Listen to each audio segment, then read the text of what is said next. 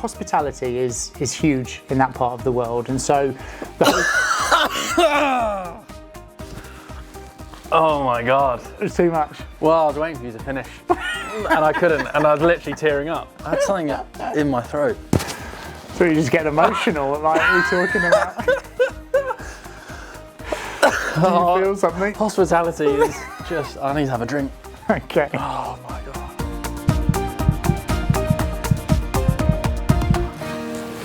Today we're indoors, so we should have our segment about the weather. I mean, this is obviously what everyone tunes in for, is the weather. Yeah. And they it's don't need raining. to go on their iPhone, do they? No, they don't need to go on the iPhone. What's the on. paddle school saying this week about British weather? And it's awful. Yeah. But I came back from Doha yesterday where it was beautiful weather. Yeah. So in this episode, we'll talk about my Doha trip, which I thoroughly enjoyed. And I could see that. I saw all the stories. Yeah, it was all over the stories. There was a lot of selfies. Yeah, I enjoyed the selfies. My personal Instagram, it improved a bit, and we had a couple of questions from our members. So we'll talk about those. We'll talk about we had a Malaga paddle holiday this last week, and then tomorrow we go to Ibiza for our paddle school holiday. So that's what this episode will contain. Yeah, let's get into it. Yeah. Start with Doha, shall we? Yeah. You're looking nice and tanned. Thank you. How's the weather out there? It was lovely. It was 30 degrees, and it was great actually. I mean, I was saying to you before the podcast, I've been a couple of times to Doha for World Championships, things like that. And actually the last time I went was 4 or 5 months before the Football World Cup. And there was construction everywhere, and it was a bit messy, if I'm honest. Like, it was, everywhere was being constructed, the roads, the buildings, everything. And I went this time, and the infrastructure of the whole city was built for a World Cup. And so now, massive roads, really amazing looking stadiums. There's still a bit of construction, but the majority of it had been completed, and it was great. I mean, I don't want to bang on about traffic now, but it was like weather traffic, and the other boring topics. Go news channel. Yeah. But I mean, I arrived at rush hour and left at rush hour, and I mean, just clear roads. It was so.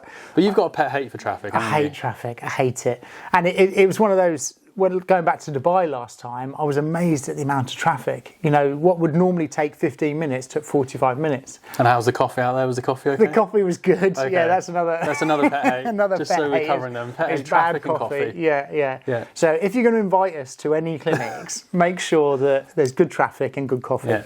No, but the World Cup had a few million people there, didn't it? So it really had to adapt, and it probably helps facilitate the growth of paddle in a way. Definitely, and the paddle in Qatar came a little bit after the UAE, a couple of years, but it's been there for a while. Like, there's good infrastructure now. There's amazing clubs around the city. I went to the Paddleist, which is in kind of Lusail. It's the northern part of Doha, and I mean, it was a beautiful setting, really. 4 courts, 2 covered, 2 open, but really looked, really, really nice. Everything, the finishing. One of the nice things about UAE, Qatar, I'm sure Saudi is the same, is that the attention to detail and the effort. I mean, there's no expenses spared. Like, it looks great, and it was 4 days of really enjoyable clinics, great community, great players. It was nice. When you go back there, does it bring back memories of Dubai a little bit? And how do you feel about going back there? Do you always like going back, or do you find? I mean, I know it was really hot there. What was it like training those conditions? So Dubai and Doha are very different. Lots of similarities, but also lots of different. I mean, Dubai, majority is expats. Part of the reason the game has grown so much is the Emiratis have obviously taken it up, and which is fantastic, and it's amazing that that's happened. But in Qatar, there's the majority are Qataris, and generally both Emiratis and Qataris are such nice people to work with. They're so welcoming. Hospitality is really high on their list of priorities. So they're very professional. They're organised. They very respectful, and it's so nice going and doing these sessions. We had a mix of Qataris and expats in our sessions, and a nice mix of ladies actually. Now we were talking to some of the players, and about they were saying about 25 to 30% of players in Doha are female, which is great. And, it's really interesting because this actual club, the Padelist, only set up a month or two ago. And if you look on their Instagram, it's brand new. And I don't think I knew that before going, or I didn't appreciate that, because normally when we go, clubs have big lists of players and they have a database, and our clinics go out to the database. But here, obviously, it's brand new. So it was a testament really to the audience, the Qatari audience, that we managed to fill all of those spots. And then by the end of the week, there was a waiting list for all the sessions, which was great. But a lot of the conversations I have with them is similar to Dubai, in that lots of them had lots of lessons, but had not had these structured programs that you hopefully would start to find from academies or coaches that might have a little bit more organisation. So there's definitely a need for well-structured, well-organised programs and academies out there. But I mean, this particular location, the Palace, is right next to the Waldorf Astoria Hotel, which was amazing as well, which I thoroughly enjoy. You know what it's like when we do these trips. We spend 6, 7, 8 hours on court in the day. It's so important for us, isn't it, to have somewhere nice to stay? Yeah. And that ticked that box. That certainly ticked that box. It was brilliant. I mean, it had, its own kind of little beach. It had a really nice techno gym. Facility, a little spa. I mean, I could have spent longer there. That's for sure. No, it looked very, very nice. And a lot of the players that were on the clinics were around intermediate level. Would you say on your clinics? Yeah, I would say intermediate level. And what were some of the themes that came out strongly in your clinics? Because we also had a question last week on our previous podcast where someone asked, how do you get as fast as possible from intermediate to advanced? And I wonder if some of those themes probably came out in some of your clinics, I imagine. Yeah, definitely. It was interesting because on our clinics we had some people that attended every clinic, and there were 6, back to back for intermediates. I had to make the theme different for every single lesson, so because I didn't want anyone to repeat the same thing. And so it's interesting, and you'll know what I'm talking about. When we say, right, we're going to do a clinic, everyone wants the Vibra, the Vibra, the Bandeja clinic. Like, it's the one that they want, the attacking. How do we finish? And our beginner sessions were there. They're saying, we don't want to do, the basic back glass or volley tech. Can we do the Vibra and the top spin smash? And you think, right, let's. You're going to be one of those coaches that say master the basics. Yeah, that's what I do say. No one wants to hear that. Well, they always say to me, right, well, I'm playing at this level. How do I get to this next level? And from beginner to go to intermediate, those are players that, if we talk technically, the preparation is good. As in, they prepare the racket early, they move their feet early into position, and they do that fast enough. And then I would say number 2 is court position.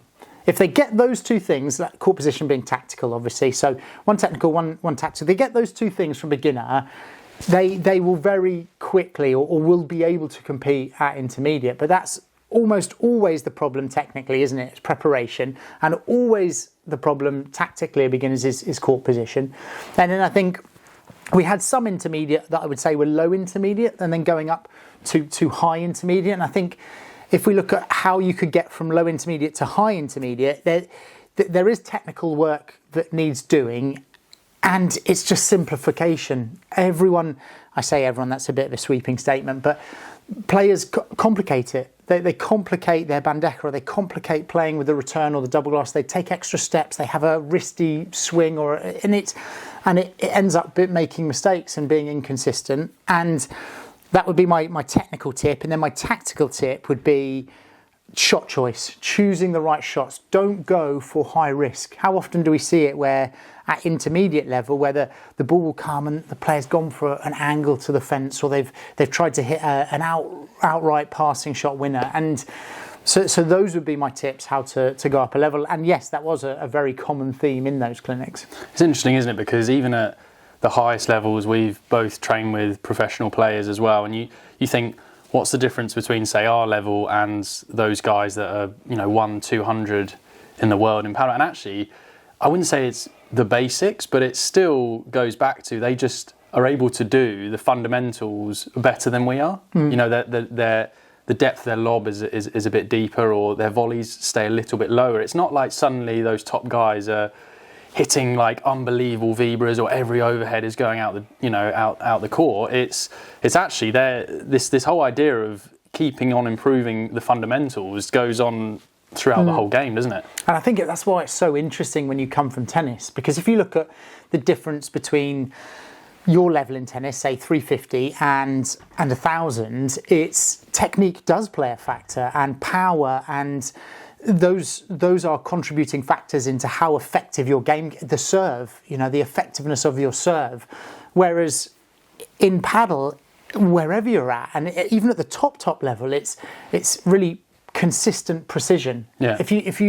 We've spoken to all these top players, and you look at Bella, world number one for 16 years, is not because he's had a monster smash. He has just been very tactical, making the right choices, being very, very consistent, and doing that time and time again, and being accurate. And when we play, it's the same, right? You know, we hit 1-2 good lobs, but then we come up against a pair that makes us play a third and a fourth lob, and we hit one slightly short, and then we end up losing the point, and that's the difference. We were actually laughing the other day because we got asked by someone about another player, and they said, has that person improved? Can you see the difference? And it's funny because they have improved, but you couldn't say, you can see it straight away that they've improved because suddenly they've got a massive smash now, or it like you say, it's not like tennis where if you see a player that has improved, you think the serve is really big now, the forehand's hitting winners. But in paddle, it might be they're making one more ball,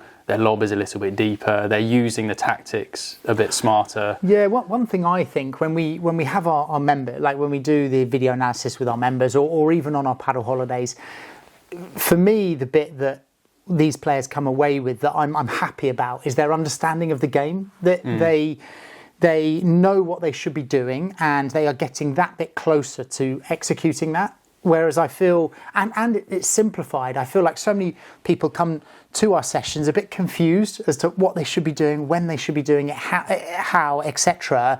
And what we try and do, and I feel like we do a pretty good job through our content, but in person as well, is almost the clarification of that. And so they go away and they're like, right, I know what I should be doing. And the difficulty then for those players is you play with a partner who is not doing that. We had that actually in Doha. We did a tactical session around choosing the right time to come forward using the lob, whether it's a chiquita, and you play your chiquita or your lob for the benefit of the partner. Like if I'm the one hitting the chiquita, for example, I know I'm going to hit it. So if I run forward, I need to hit that shot soft enough and with enough time for you, my partner, to come forward. And so we did a session focused around this, and then the players came back the next day and said, actually after that I played with my friend, and what was happening is they were hitting and rushing, and it was very difficult for me to play proper paddle if my partner is not doing that. Yeah. So obviously, here's my partner, he's come for the clinic. Well, yeah. So I said, it was a recommendation to sign up for our platform. But that's part of it, is educating your partner and communicating with your partner and trying. A lot of people ask us, how do we diplomatically say to our partner what they should be doing without feeling like we're telling them? That sounds like a podcast in itself, or even a course. Yeah, yeah, exactly. Diplomacy. Yeah, no, definitely. But it was great. It was nice mix of levels.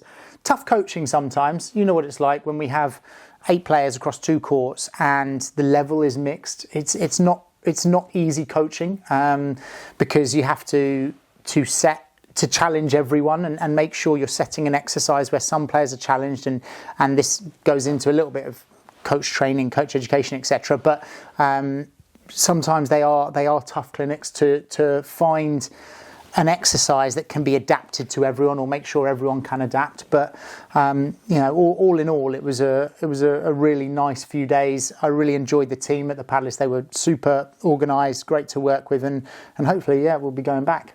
And talking about player transformations and clinics, we've just run a Malaga paddle holiday, which went really well. So we had a group of 12 people from the UK. So that was really successful, and we're about to go on another holiday to Ibiza, which will be another chance. We really like these trips, don't we? Because it gives us a chance to transform players' games over a period, and you can really see the difference from when they first join to the end, and it's almost can be at times like night and day, can't it?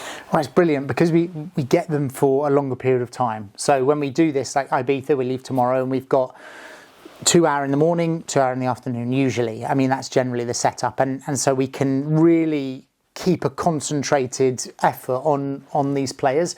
It's not like sometimes when we go somewhere and we get a player for 90 minutes or 2 hours and then we don't see them again for 5 months when they come back. And this way, we can really break bad habits. And that was a question actually from our members. One of our members, I think, is how do you break bad habits? And it's repetition and muscle memory and making sure that you are really focused on the correct habit. And it's funny, I had this conversation again this last week with some players that they said, well, I really struggle with this on my Bandecker. And at the time they were talking about almost, being too risky. And whenever that ball would go up, they would just think, oh, I'm so risky.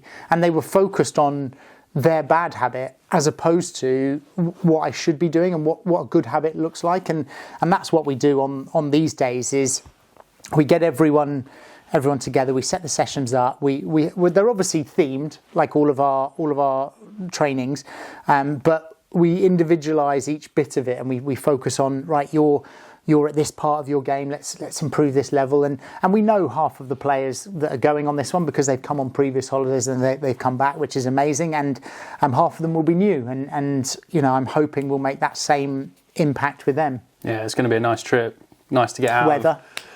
The weather will be good. Well, let's not spoil the next podcast. Yeah, exactly. Yeah. No, but it will be great. And I think we're doing an Americano tournament there with the local players as well. I think the club will be fantastic. The bubble club in Ibiza. So definitely looking forward to that. Off topic, new Bullpadel stuff. It's nice, isn't it? Yeah, it's nice nice and bright. It is bright. We've got some new kit now, which I'm excited about. Yeah, it's nice and colourful this time, isn't it? We've got where's the shoe? Go and grab a shoe. I thought you'd like this baby blue. That is baby blue. Yeah, we've got the new nice. Bullpadel Vertex shoe. No, but their stuff is. I love their clothing. I mean, it looks really good, and the shoes are, I think, improve every time they bring out a new shoe. I think it really, really improves, and I'd say the quality of the clothing and the shoes improves each time. I remember, a while ago, and this is not Bullpadel, this is just generally paddle brands, like paddle-focused brands were not up to the level of tennis, but I think they've definitely caught them up in the last few years, and now the kit is great and super comfortable, nice flexible shoe. I really like those, and the kit the same, really. I think it's nice in emerging paddle markets like the UK, for example. Bullpadel is not a household brand name, is it? So like Head or Wilson or Babolat, but it's nice that more and more people are wearing Bullpadel in the UK, and I'm sure that will happen in other emerging markets. It's the same in the US, right? Like the US, though, now because the sport is just starting, it's a lot of the mainstream tennis brands, and it's interesting because Bullpadel have been making rackets for way longer. Like the quality and the racket is you can't compare really to these other brands, and so I think they will get a foothold in these markets, but they just need that extra bit of work because, like you say, the brand is not recognised immediately. Yeah, and we're coming to the end of our Lob Challenge this month. So our member challenge, every month we do a challenge for our members, exclusive tutorials, challenges on our private community, and players can send in videos of their shot and get it analysed. So we're coming to the end of this month, which is the Lob. Yep. We've seen some great transformations, probably, the most important shot in the game, do you think? Yeah,